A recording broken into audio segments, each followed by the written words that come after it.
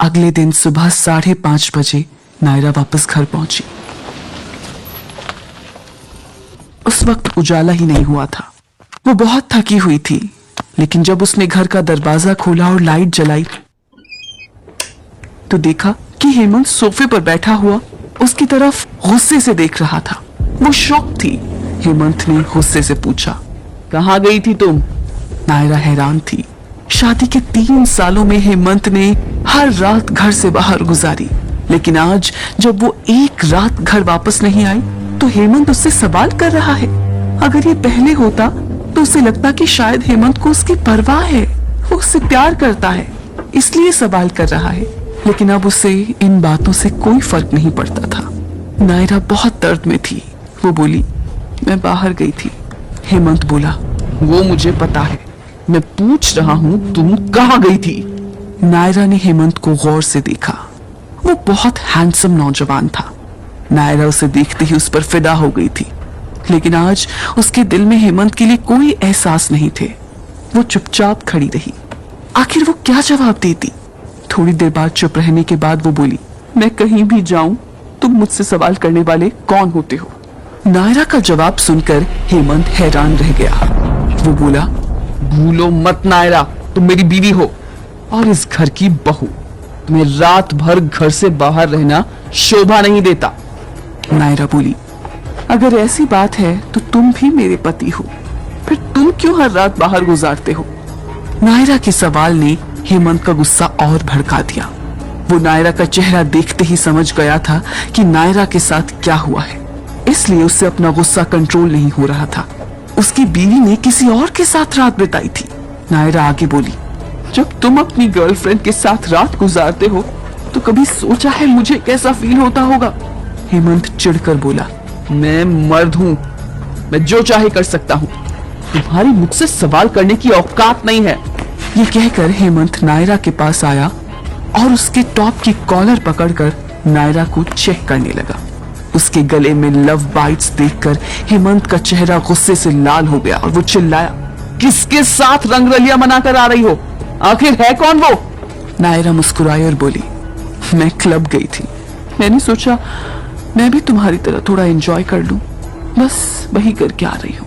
हेमंत नायरा का जवाब सुनकर शॉक था। वो बोला, मुझे पता नहीं था कि तुम इतनी बेशर्म हो। नायरा ने हेमंत को घूर कर देखा और बोली, मुझे बेशर्म भी तुम लोगों ने बनाया है, इतनी जल्दी भूल गए?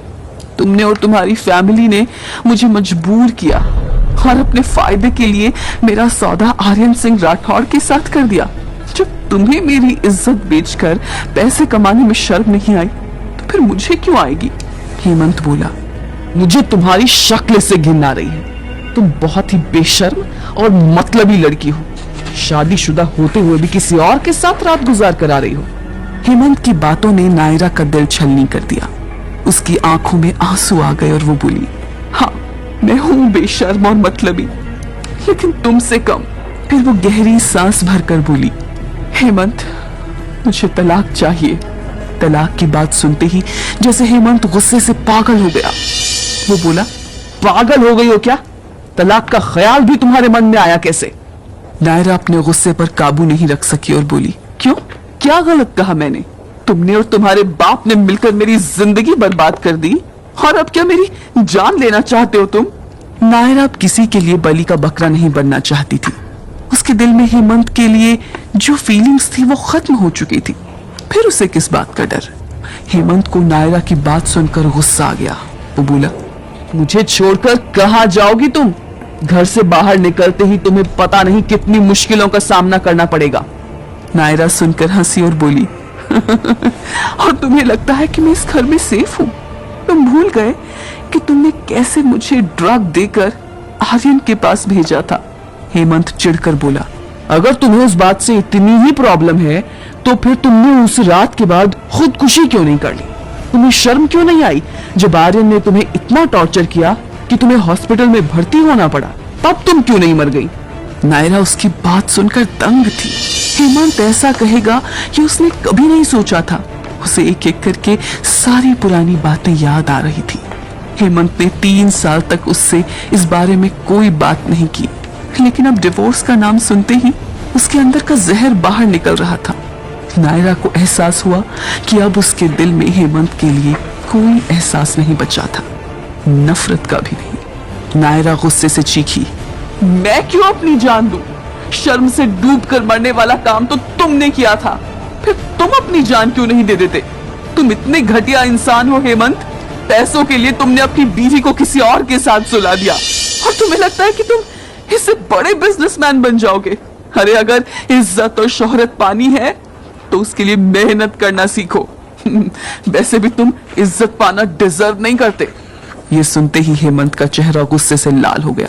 उसने नायरा का गला पकड़ा और गुस्से से बोला, अच्छा तो मैं बेशर्म हूं और तुम उससे भी ज्यादा बेशर्म औरत हो। हेमंत के गला दबाने की वजह से नायरा की सांस अटकने लगी। वो खुद को छुड़ाने की कोशिश करने लगी, लेकिन हेमंत ने उसका गला और जोर से दबाना शुरू कर दिया। वो बोला, बेशर्म औरत, मैं तुम्हारी जान ले लूंगा। हेमंत की आंखों में अजीब सा पागलपन दिख रहा था। नायरा को एहसास हुआ कि उसकी जिंदगी में जितने भी लोग हैं सब सिर्फ उसका फायदा लेना चाहते हैं। उसकी फीलिंग्स की किसी को परवाह नहीं है। आज सुबह होटल से निकलने से पहले आर्यन ने उसे धमकी दी थी कि अगर उसने हेमंत से तलाक नहीं लिया तो उसके लिए अच्छा नहीं होगा। वो जानती थी कि आर्यन जैसा पावरफुल आदमी कुछ भी कर सकता है। नायरा का दम घुटता देख हेमंत घबरा गया और उसने नायरा को छोड़ दिया। नायरा जमीन पर गिर पड़ी। थोड़ी देर बाद जब उसकी सांसें संभली तो उसने आसपास देखा तो कमरे में उसके सिवाय और कोई नहीं था। वो थोड़ी देर तक जमीन पर ही लेटी रही। कमरे में काफी सारा सामान बिखरा हुआ था। काफी देर तक सोचने के बाद उसने अपना मोबाइल उठाया और पुलिस का नंबर डायल किया। दूसरी तरफ से हेलो की आवाज आते ही उसने कहा, हेलो पुलिस स्टेशन, मेरे पति मेरी जान लेना चाहते हैं।